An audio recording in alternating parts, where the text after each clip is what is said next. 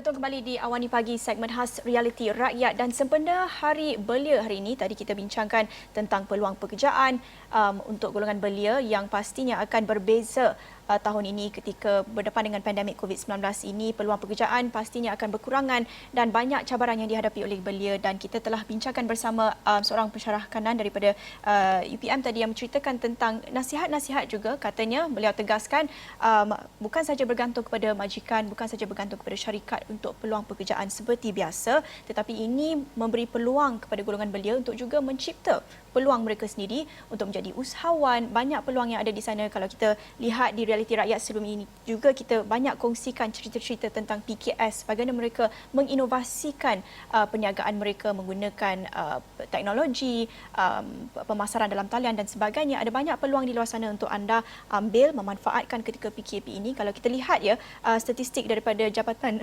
Perangkaan juga, walaupun banyak industri sektor yang mengalami kerugian tahun ini akibat PKP dan sebagainya, namun pada masa sama kalau kita lihat statistik bagi sektor penjualan dalam talian, penjualan makanan, ada banyak peningkatan susulan PKP ini kerana ramai yang bergantung kepada delivery makanan di rumah dan sebagainya kerana akibat penutupan kedai makan. Jadi ini kita nak katakan ada peluang di luar sana, walaupun rasa situasi dengan keadaan ekonomi global dan sebagainya memang merudum, tapi ada juga peluang di luar sana, tidak perlu berputus asa. Hafizi. Ya, betul tu. Dan dalam masa yang sama juga kita melihat kepada sekarang ni, zaman sekarang ni ketika COVID-19 ini, syarikat-syarikat perlu menukar model perniagaan mereka. Mereka tidak perlu boleh melihat kepada hanya buruh yang murah untuk dijadikan sebagai pekerja, tapi mereka perlu melihat kepada buruh yang berkemahiran tinggi, yang boleh melakukan banyak perkara, yang boleh mencetuskan idea-idea baru, model perniagaan yang boleh beranjak daripada perniagaan fizikal kepada perniagaan online, dan proses pembelajaran buruh itu berlaku dengan cepat dan produktiviti perniagaan itu juga dapat ditingkatkan. Itulah pekerjaan-pekerjaan yang sekarang ini menjadi perkara yang dibincangkan ketika krisis COVID-19 ini. Dan dalam masa yang sama juga kita nak melihat kepada peluang bekerja sebagai seorang rider. Inilah topik yang kita nak bincangkan di blok yang kedua segmen realiti rakyat ini. Dan kalau saya pernah berjumpa dengan seorang rider yang katanya sebelum Perintah Kawalan Pergerakan, pendapatan mereka sebab mereka terima gaji 2 minggu sekali.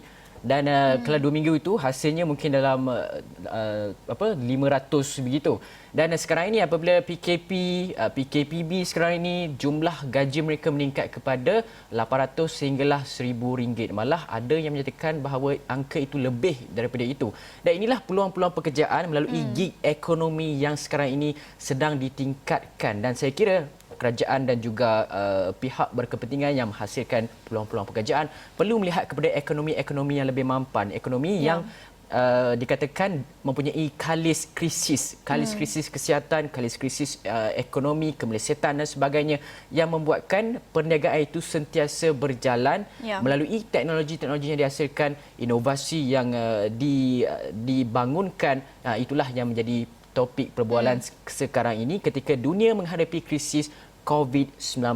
Dan saya kira terdapat banyak perkara yang boleh kita bincangkan. Pengangguran, angka pengangguran kalau kita lihat, ada pakar ekonomi menyatakan bahawa ia akan berlangsung pada beberapa tahun. Sebagai contoh, tahun ini angka pengangguran mengikut Jabatan Perangkaan melihat kepada sekitar 5%, walaupun BNM menganggarkan pada 4% pada suku tahun yang kedua nanti, tapi angka itu akan meningkat kepada 5%. Ini adalah ramalan daripada Jabatan Statistik Negara. Dan kita melihat bahawa pandemik COVID-19 ini tidak akan berakhir dalam masa beberapa tahun lagi. Malah ada yang meramalkan 1 hingga 5 tahun, dan kita terpaksa hidup dalam keadaan virus ini masih ada di sekitar kita, musuh yang tidak dapat kita lihat. Okey. Saya kira tetamu kita pagi ini sudah bersedia ada di talian. Ya, kita nak memperkenalkan tetamu kita pagi ini, Muhammad Hamid Samsul Ma'ruf yang merupakan rakan penghantar Lala Move bersedia di talian untuk berkongsikan. Mungkin boleh kongsikan juga nasihat kepada golongan belia sempena Hari Belia ini yang mungkin berminat untuk menceburi dalam bidang gig ekonomi ini. Boleh ceritakan pengalaman bekerja sebagai rakan penghantar di Lala Move. Sudah berapa lama agaknya bekerja di Lala Move ini? Terima kasih kepada penyampai. Jadi saya bekerja dengan Lala Move sejak tahun 2018. Tepatnya ialah bulan 8 Ogos. Baik, tadi kita bincang tentang gig ekonomi dan ini merupakan satu peluang pekerjaan dalam kita menghadapi cabaran ekonomi ketika ini. Tapi ada peluang untuk bekerja sebagai rider, sebagai rakan penghantar dan sebagainya. Apa nasihat Amin kepada golongan belia yang mungkin berminat tapi mungkin agak takut ataupun banyak yang mereka tak tahu tentang sektor atau industri ini? Ya, secara asasnya ramai belia di luar sana ketika ingin mula berjinak untuk menceburi segmen penghantaran ataupun kita sebut sebagai rider. Salah satu perkara yang mereka fikirkan atau mempertanyakan berapa income ataupun adakah perkhidmatan atau segmen dan kerja ini boleh menjana pendapatan. Jadi salah satu kekhawatiran mereka bahawa segmen penghantaran ini tidak dapat menjana pendapatan dengan sewajarnya sebagaimana mereka bekerja di luar sana.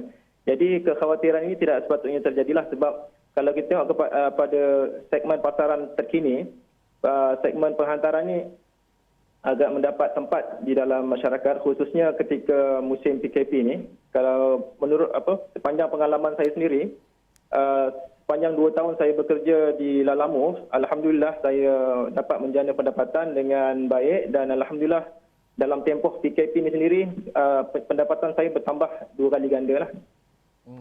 Amin, kalau boleh Amin spesifikkan sebab sekarang ni orang kita kata kalau dengar rider sekarang ni ada boleh tingkat gaji dan sebagainya tapi orang di luar sana sudah pasti tertanya-tanya peningkatan sebanyak 2 kali ganda itu berapa anggaran kalau boleh Amin kongsikan kepada orang ramai berapa anggaran pendapatan yang boleh didapati dalam menjadi sebagai seorang rider ini dan mungkin bagaimana Amin melihat kepada prospek gig ekonomi yang sekarang ini orang banyak cakap bahawa kita tak perlu melihat kepada pekerjaan-pekerjaan yang tradisional dan sebagainya yang dikatakan belia tak nak macam 3D dan sebagainya ni tetapi melihat kepada pekerjaan-pekerjaan dalam gig ekonomi itu sendiri. Amin boleh ceritakan?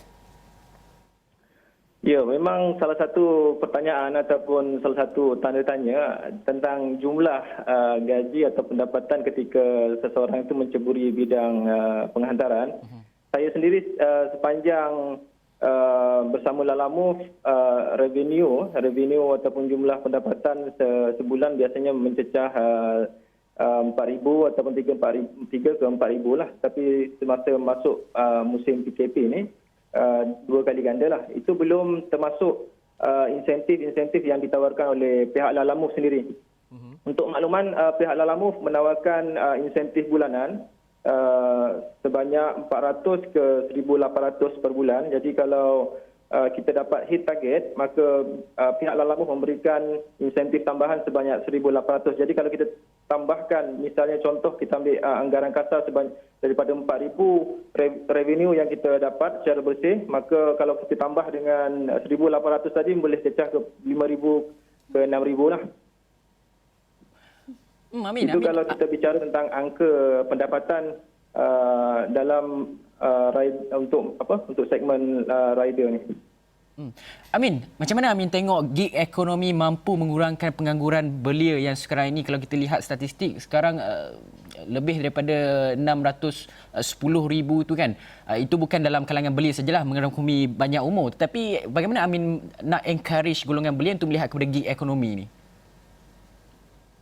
Kalau kita tengok kepada trend ataupun apa yang berlaku sekarang ni, pihak Lala Move sendiri setiap hari telah merekrut ramai rider. Jadi kalau kita tengok ini membuktikan bahawa segmen penghantaran ni mendapat tempat di kalangan masyarakat.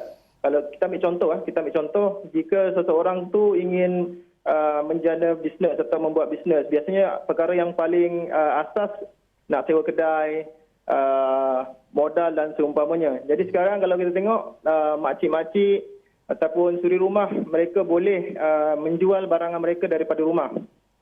Jadi trend ni kalau kita tengok semakin lama semakin berkembang. Sebab itulah kalau kita tengok perkhidmatan Lalamove menjadi salah satu platform yang sesuai lah untuk menjana pendapatan dari dua aspek. Yang pertama daripada businessman itu sendiri, iaitu peniaga-peniaga di luar sana, khususnya peniaga-peniaga yang